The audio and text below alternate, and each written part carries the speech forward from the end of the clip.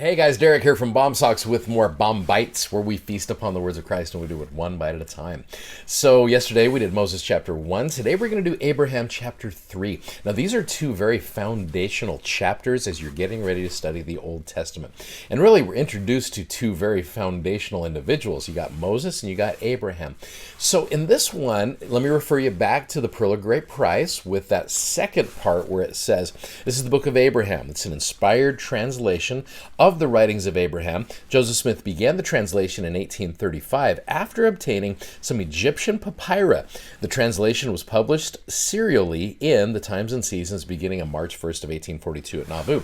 One of the things I'd recommend doing is there's a great gospel topics essay about the book of Abraham. Go and read this because there are some people who kind of freak out about the historicity or the what they think is the authenticity of this. Go read that. I think you will appreciate all of that. But I want to focus on Abraham chapter 3, and it's awesome. In fact, let me just share with you, and now we're getting close to the end of the year here, the calendar year, and maybe you're getting ready for a New Year's Eve date with your sweetheart. And so use some of these cool little pickup lines. How about this one? As I sit here next to you in the Olea light, your beauty overwhelms me.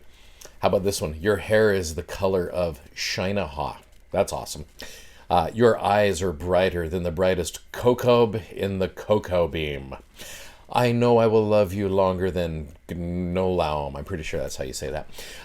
So I'm sure you're like, hey, this is a great date. I'm sure your date will love that. Now, you find all these words in Abraham chapter 3, actually. So you can actually go to these verses. You can look for the meanings of these following words. You got Olea, which is the moon. So when it says, as I sit here next to you in the Olea light, your beauty overwhelms me, or the moonlight, right? Shinaha is sun, meaning your hair is the color of the sun, right? Kokob are stars. Cocoa beam are the stars or all the great lights. In fact, verse 13, you want to just kind of see that. It says, he said unto me, this is Shinaha, which is the sun. We brought that one up. He said unto me, Kokob, which is star. And he said unto me, Olea, which is the moon. And he said unto me, Cocoa beam, which signifies the stars or all the great lights, which were in the firmament of heaven. Gnolaum means eternal in there as well. So as you're looking at this, you're like, wow, Derek, this is awesome. Thanks so much for sharing me with this. I know, you're welcome.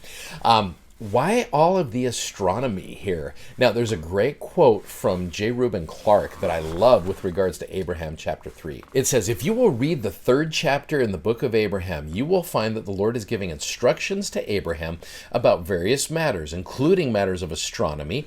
And then the Lord begins to apply those matters of astronomy of which he has been talking, where he has one planet and then another great than that. And then there shall be one greater than that. And then he begins to apply that to individuals. So we're going to do the same thing here. I'm going to show you certain planets, at least according to Abraham chapter 3, and then show you how it applies to individuals. Well, here's a quote that you're going to see me refer to often from Neil A. Maxwell. I remember being at this. This was at a CES conference back in 2002. It is called Our Creator's Cosmos. And Elder Maxwell was brilliant. Listen to this phrase. Greater appreciation for the greater universe will also help us live more righteously in our own tiny universes of daily life. Likewise, a better understanding of God's governance of the vast galaxies can lead to our better self-governance. Again, this is a quote I'm going to refer to often. So this idea of how God governs his universe is a great pattern for you and I to govern our tiny little universes that we're dealing with, right? So we're going to get crazy here for a second, and we're going to go to one of these facsimiles. As you read the book of Abraham, you're going to see 3 facsimiles. This is the second facsimile. Look at this thing right here. This is the one you've gone through, and you'd be like, what is this? Now, first of all, you look right in the middle right here. It says figure number 1. It looks like kind of a star there. Kolob, signifying the first creation, nearest to the celestial or the residence of God. Okay, now you see this one that is directly underneath it. This is number 5. Now, number 5 says, this is called the Egyptian Enish Goan Dosh, which I am not even going to pretend like I understand all of this, but there's a few things I do want to focus on here. It is designed to borrow its light from Kolob through the medium of Ki Venrash. Yeah. which is the grand key, or in other words, the governing power which governs 15 other fixed planets or stars. Then you go down to the bottom of it, and it says they receive light from the revolutions of Kolob. And you're probably like, sweet, astronomy. Stay with me on this one. So what you've got here is you've got Kolob, which is the star that is nearest to God. And then from that, there are 15 stars, many great ones, it says. They receive great light from Kolob, and then they reflect it to the other stars. And then you've got these things called cocoa beam, which again I brought up earlier, that get the light from the 15 stars. Now, hopefully this is going to start making some sense to you here. We're going to look at some verses here in Abraham chapter 3. You've got Kolob, okay? Then you've got many great ones, and in that facsimile it says there are 15 of them, and then you've got these things called cocoa beam. So go through these verses, and I want you to see again, if you can find, like J. Reuben Clark said, God starting to work with individuals. So read these verses, we'll come right back. Okay, now you're probably like, this is kind of crazy, but let's focus on these for a second. Kolob, closest to God, and great ones are near to it. It is the greatest of all of the creations, including all of the cocoa beam, and it governs all, okay? Now, these 15 great ones, they get their light from Kolob because they are near to it. They govern all of the other stars. And then you got the cocoa beam, which many stars with great light. And I love how in Psalm 147 it talked about how these all have names. So Kolob gives light to these 15 great ones, and then the 15 great ones give light to the other cocoa beam.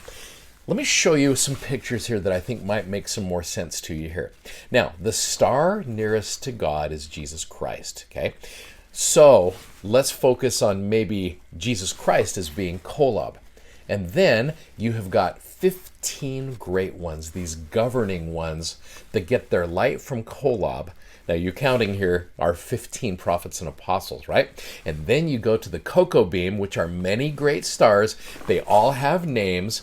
Kolob being the greatest of them all, giving the light to the 15 and then to the rest of us.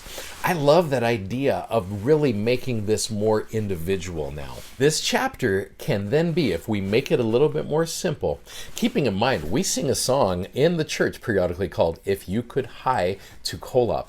Now, hieing means to ascend to, and Kolob is the star nearest to God, the greatest of all of the cocoa beam that have been created.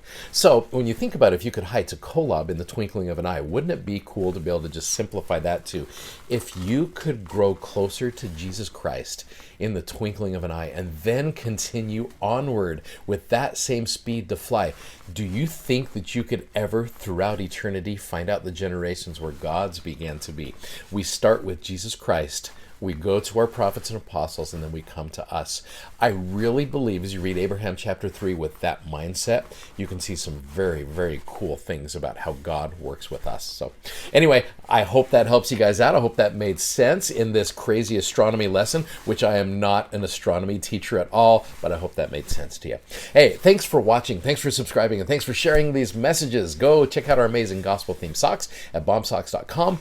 And we will see you tomorrow with the conclusion of Abraham chapter 3. Godspeed. See you tomorrow. Bye-bye.